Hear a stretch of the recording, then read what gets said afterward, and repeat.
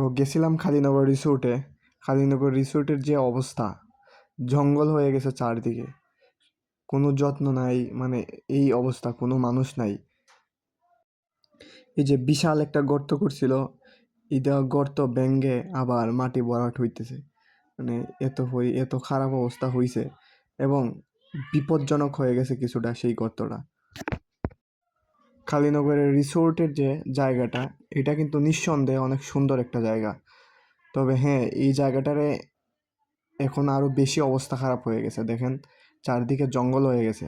আর আর যে কয়েকটা রেস্ট হাউসের মতো যে ঘরগুলা করা হয়েছিল, এই ঘরগুলা বর্তমানে ভেঙে যাইতেছে বলতে এগুলা তো সন দেয়া করা হয়েছিল, তো এগুলার সন সব ফসে যাইতেছে আর ঘরগুলার অবস্থা খুব খারাপ। কিন্তু পার্কের যে সুইমিং পুল এটা তো আমাদের এটা সুইমিং পুল না, সুইমিং পুল না, এটা কি না এটা সুইমিং পুল না, এটা হইলো তো এটা এখান থেকে মাটি তুললে এই পার্কের এই জায়গাটা বসে, এটা আর নিচে আছি।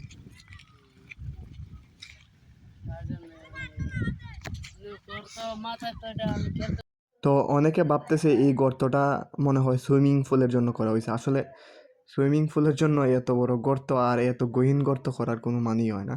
আর এটা সুইমিং পুলের জন্য করা হয় না, এটা করা হয়েছে মূলত এই জায়গাটা ছিল অনেক নিচা, এখান থেকে মাটি তুলে তারপর মাটি ভরাট করা হয়েছে।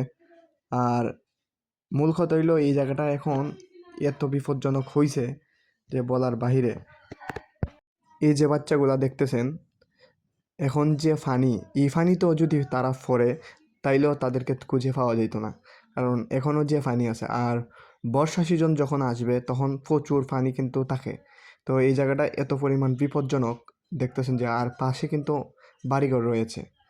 তো পাশেই, বেশি দূর না, পাশে কিন্তু বাড়িঘর রয়েছে। তো এইখানে এই যে তারা খেলাধুলা করে, যদি বাইসেস কোনো অঘটন হয়ে যায় তাইলে কি হবে, মানে খুব বিপদ। তো এই জায়গাটা বর্তমানে আমি মনে করি সবচেয়ে ঝুঁকিপূর্ণ রয়েছে, কারণ আমার ফোনে হয়তো দেখতেছেন আপনারা, মানে বেশি একটা দেখেন, এই যে তারা অনেক নিচে গেছে এখন, দেখেন দেখেন এই যে বাচ্চাগুলো এখন নিচে চলে গেছে।